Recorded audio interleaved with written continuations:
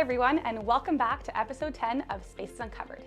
Since this episode marks a milestone episode, I decided to change things up and not run a typical design project interview. I wanted to go back to the roots of why I started Spaces Uncovered in the first place. So if you haven't seen my Why Spaces Uncovered video on my YouTube channel, well then I'm going to give you a real quick summary. As a passionate, very hardworking interior designer in my past, I learned very quickly that most people lack a deep understanding of an interior designer's role, especially one working in the commercial sector. In my opinion, interior designers, they don't get paid enough for the amount of hours that they work and the amount of value that they provide in people's lives. I always wanted to reveal the process to the public to raise awareness of these intense consultative roles like that of an interior designer and being an owner's rep. Since transitioning to the sales side, I decided this was my opportunity to be part of a neutral party and give back to an industry that I love by spotlighting the industry's most talented professionals. Whether that's interior designers, architects, project managers, or general contractors, I created Spaces Uncovered as my platform to uncover their processes to raise the understanding and values of their roles within our industry.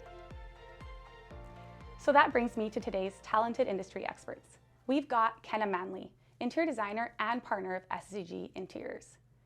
Kenna's been part of SCG for 17 years, and she's gone through all the various design positions within that company. Then we've got Michelle Roundell.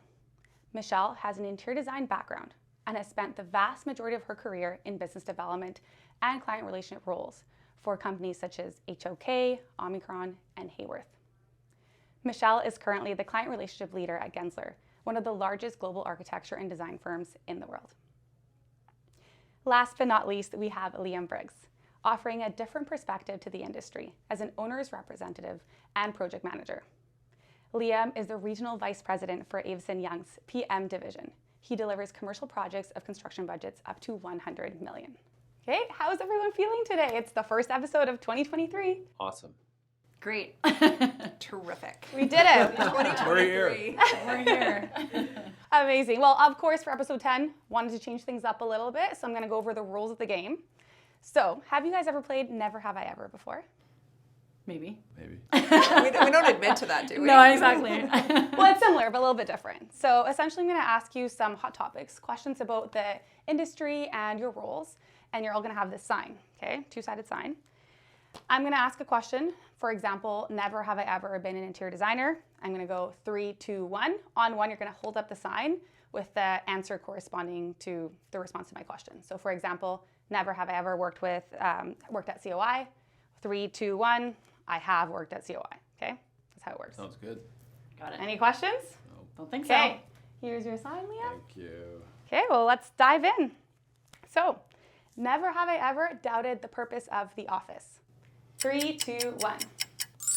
I have never. Go figure. How come? I think it's crucial to culture, and it's important for people to connect, and that gives us our place to connect as colleagues. Absolutely. People want it more than ever before because they had sort of none of that connection over COVID, and now they realize they actually really need it. It's how we come together as a team, and culture. You said it with culture. It's just great to be together and to be able to have those spontaneous conversations and to just collectively come up with solutions. It's the energy. It's the energy of the office. Absolutely. Yeah, it's how you build a company culture and get to know everybody at your company. I agree. Okay, second question. Never have I ever had difficulty justifying higher fees for my scope on projects. Okay, 3, 2, 1. All right, interesting. It's a good split. Yeah, there you go. Right. There you go. How come you've never? Rockstar. It's different language, so we talked about this a little bit, but I feel Tell us that... your secrets. Yes, Yeah, exactly, please. Exactly.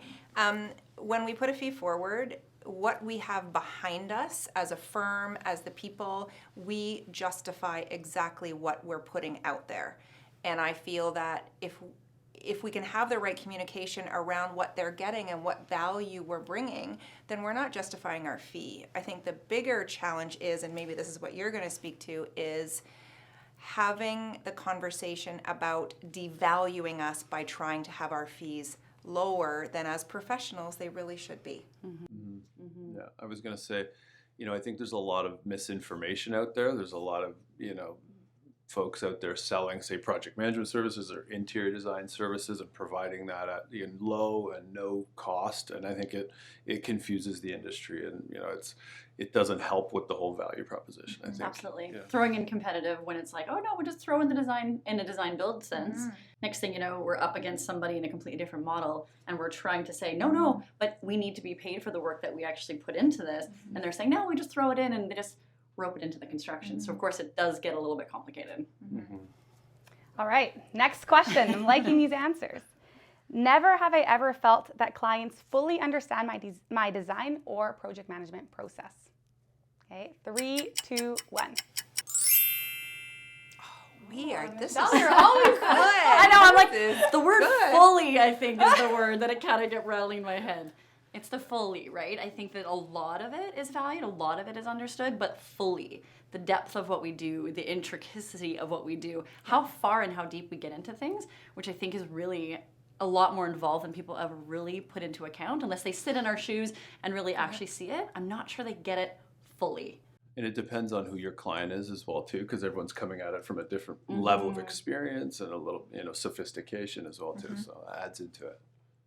I think I look at it in a positive way. I look at it as fully explaining it as partners. So if we go in, when we go in a very collaborative partnership, what they don't understand throughout the process, we educate them. So I don't know if there's ever a part at the beginning that they fully understand it, but as we go through all those steps, I feel they do fully understand and appreciate what we're doing as partners for them. Yeah, that's So I sort of look at the collaboration and the partnership. So maybe it's not at day one, Yes, for sure. but throughout you're going to have that process of fully understanding. build towards it. Yeah, that's a good point. Yeah. It's a process like everything else. Yeah. Okay, my next question, my favorite question. Never have I ever thought procuring furniture was best done through issuing an RFP. 3, 2, 1. I'm sort of floating. I think I'm this too. Okay. Yeah. Let's talk about it. I think that, it depends on the client, obviously, and the objectives of the project. So I think you have to, we take a strategic approach on how we look at that, and in consultation with our, interior design partners also. And I think it depends if you're trying to go more of a negotiated relationship-driven process. There's obviously, I believe there's value in that route.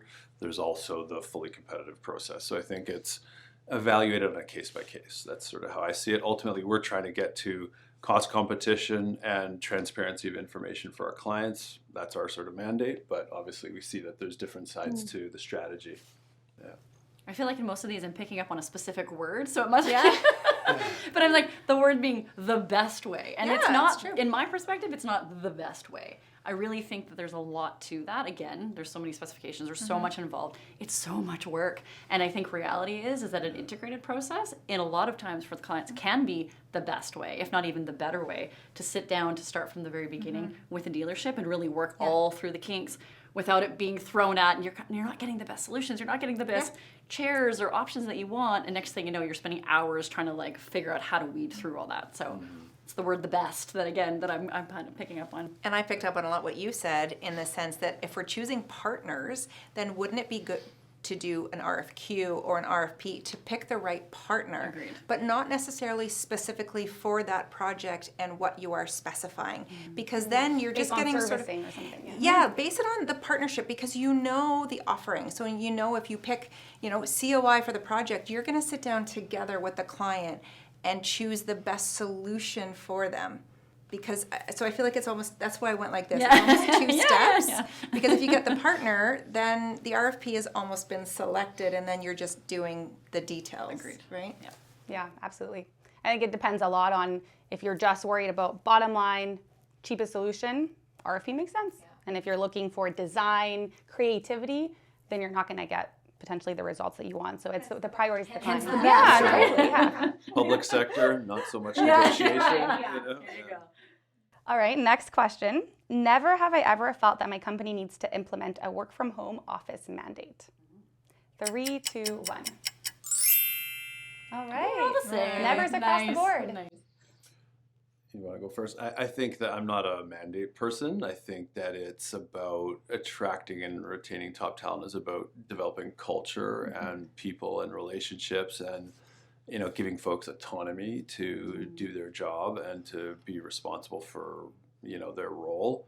And that should sort of fill that role and get it done. That's sort of my thought. Agreed, totally, fully. And I think, with us at SSDG, the culture is so strong, and really we never had to implement any policies or rules or try to make sure that people would come and be in the office. Again, the culture is really what it's about. People want to be together. Again, also why saying, the office isn't dead. Really, it's the collaboration. If people actually want to do the work together, and certainly in our field, being design professionals, you really do collaborate a lot, and it's trace and drawing, and there's really a very strong kind of element to when you are together face to face versus trying to sketch on a screen. So for us, it was never really a factor. And we're dealing with clients who all have their own cultures that we're navigating. Right, yeah. So it's almost not about us. Yes, we're walking our talk and we're doing that. But when you think about what is lost by people not coming in, I think about young people in their careers. They're just starting out. Maybe they started their first job during COVID.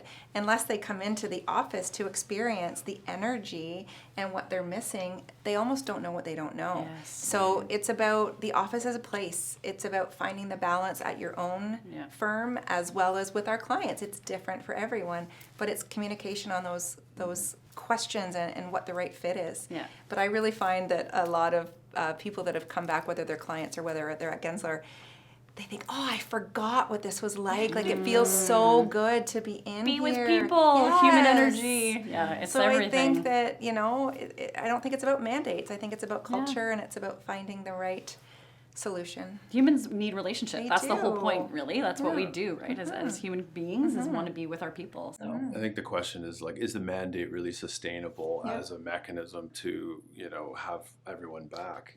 Does that end up disabling you from the, retraction and retention side of your organization? So I think there's a lot of, I know there's lost productivity is a big conversation at larger organizations, things like that. But, I think we're going to see it's going to play out, Well, over and the you just said next it. year or so. We're having different conversations. With We've different learned clients. a lot, and we're Yes. having different conversations to address this very issue. yeah, absolutely. I think that's why you're seeing construction budgets go up as well. Hopefully people aren't going to be mandated to go there, but they're going to actually be excited to. But it is the chicken before the egg. Yeah. Yes. Because at the beginning, if there is no mandate and nobody's showing up and you're the only one that shows up, that's tough. So it is a bit of the chicken before the egg. Then you're but- still lonely anyways. Because you're just That's true. by yourself in a Encourage your different people. That's true. You're by yourself at home. Exactly. You're still talking to yourself. You're still talking like, Nobody. Yeah, this sucks. Here I am again. Yeah, well, good thing I came to the office to be do you want a coffee? Yes, I do want a coffee. We got a coffee. Great. I love it. Okay, one more question. Never have I ever felt that PM and ID services are truly valued by end users. Okay, 3, 2, 1. Nice. Okay. There you go. Yeah. Start with the flip I'm flop not. No, answer. we're gonna start with you guys. Started with me last time. No.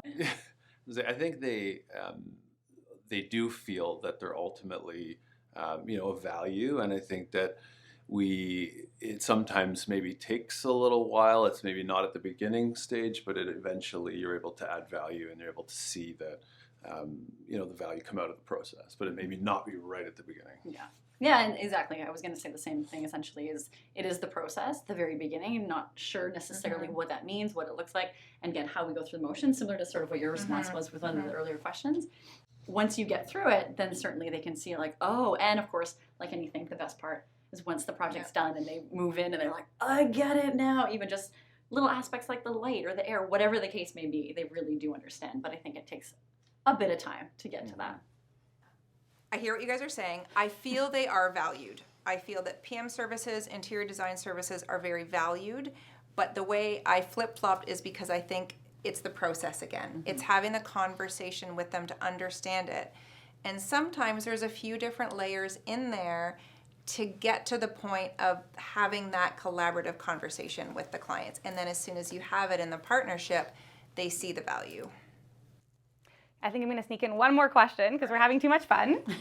Never have I ever completed a project and felt that the conceptual design story will be known and live on to be told without my involvement. Big question. Okay, 3, 2, 1. I'm going first because conceptual design stories, I'm more focused Yeah. on. Like, there, yeah. It doesn't matter anything, and I'm more focused on reading children's stories at this point Yeah. in my life. So I'm gonna leave that to Yeah, these two never experts. have I ever helped pick a design professional with a client too. There you go. Yeah, Word it there you go. differently. Yeah. Fair, yeah. Leave it to Okay. the experts. I'll go. Yeah, go for it. We're not designing for ourselves. We're designing for our clients. Absolutely. So we're looking at their story, their culture, their brand, and we're designing that with them so that they tell the story. So we work with so many global clients that have a great, strong brand, and it's nothing to do necessarily with us. It's about them. So it tells its own story and it lives on without us having a narrative around it. Absolutely. And I think that's the whole point. That is the point in when we do a project and we do feel like it's successful, is that the concept shines so strong that the integrity of what it is, that it's based on the brand, is without words. It just basically is. It exudes everything we want it to be. That's when we know a project is successful. And it makes us so happy. Yeah, exactly. See, and that's I like why when you're happy. you help us. Yeah, Yeah, that's great. You hire us. You can go read your children's stories. Yeah. Yeah, bye. Daddy duty. There you go. Well, thank you so much. This has been Thank you. It's fun. super inspiring conversations. It's amazing to just be able to uncover a little bit more and learn a bit more about your roles in the day-to-day and how you feel about some hot topics in the industry. So thank you for being part of this and being open and being Thank you part for of having us. Yes. It's fun. It was fun. Thank you. The purpose of my podcast is for industry professionals to help each other succeed and bring light to industry challenges, insights, and progressive ideas. We're all one team at the end of the day, trying to make the world a better place through design and construction. It's been great having you guys all on episode's 10 game show style episode. The next episode, we'll go back to the normal format, but I'd love to hear comments to hear if you like this format or not. So please comment, like, and you can subscribe if you enjoyed it. Until next time on episode 11.